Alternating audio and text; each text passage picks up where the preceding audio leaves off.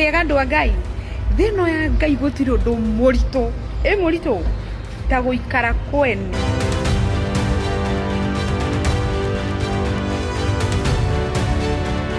It was just past 1 p.m. on Monday afternoon when news broke from Kenyatta National Hospital.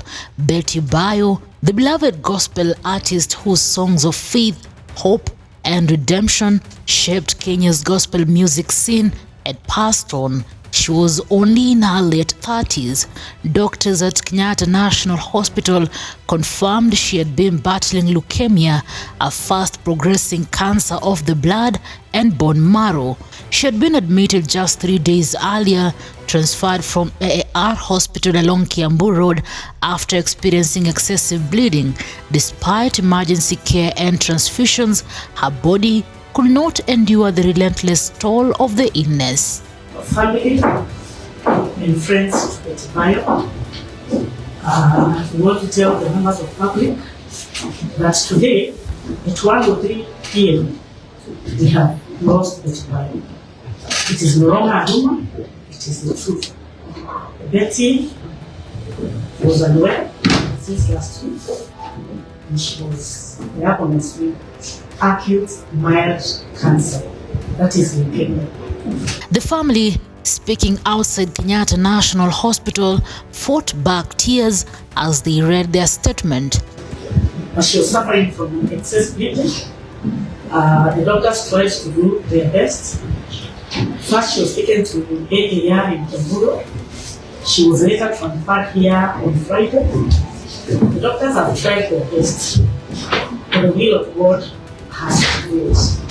We are planning to move her body from Kenyatta National Hospital to KU referral and all the other communications and grief will come later.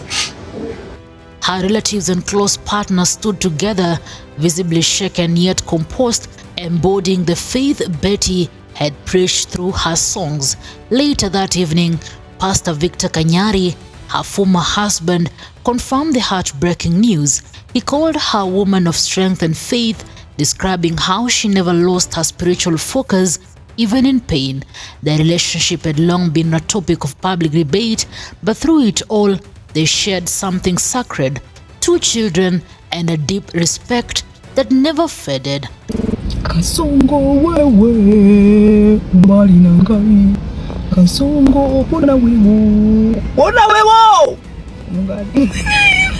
That's so weird. Why are you not laughing now?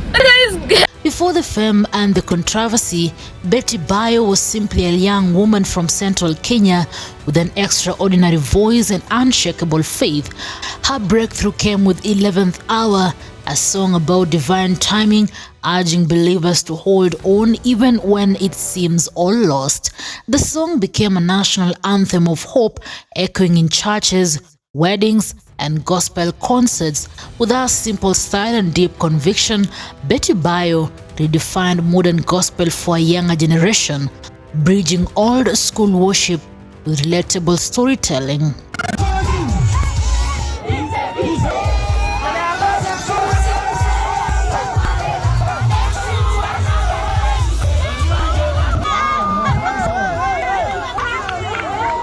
Her music was not just lyrics, it was a testimony. She sang about perseverance, faith after heartbreak, and the courage to start again. Beyond her career, Betty Bayo was a creative powerhouse, a content creator, fashion influencer, and a businesswoman. She used her platform to encourage authenticity and kindness. Her YouTube and Instagram pages are filled with uplifting messages, family moments, and unfiltered conversations about faith and womanhood. Despite facing public scrutiny after her separation from Pastor Kanyari, Betty never lost her sense of humor or her humility. She often said, quote, "Your pain can still preach."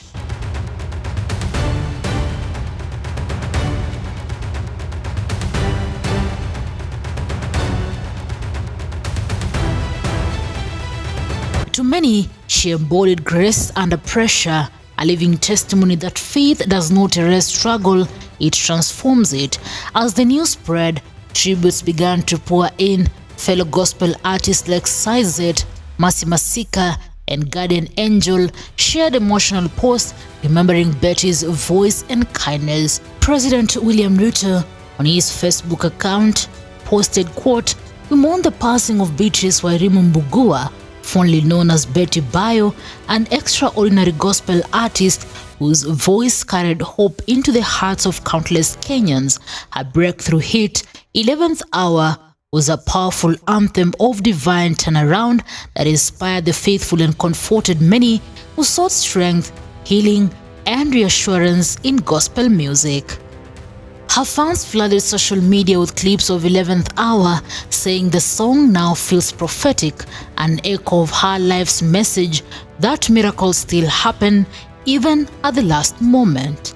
Church leaders, fans, and even secular artists praised her as a symbol of unwavering faith in the face of public trials. Betty's body has been moved to the Kenyatta University Teaching, Referral and Research Hospital mortuary, where preparations for her final send-off are underway. We all slept believing that it is 11th hour, that God would reinstate your health. But God has done according to his will, and we respect the will of God. Fear thee well, our dear friend, and we love you so much. Plans are being coordinated by her family, the gospel fraternity, and close friends. There is talk of a national memorial concert, a fitting tribute to the woman whose music lifted an entire generation of believers. For now, the silence in the gospel scene feels heavy. Her absence is more than the loss of a singer, it is the loss of a spiritual voice, a woman who lived what she sang. Betty Bayo's story is not just about her music, it is about faith in motion. She taught millions that hope is not denial but defiance, that even in pain, one can still sing. As Kenyans mourn her passing, her words from 11th Hour rings louder than ever. Quote, "Even when the night seems longest, his light still breaks through." May her music continue to minister long after her final note. Newsroom, Maisha TV, reader Kering Chebet.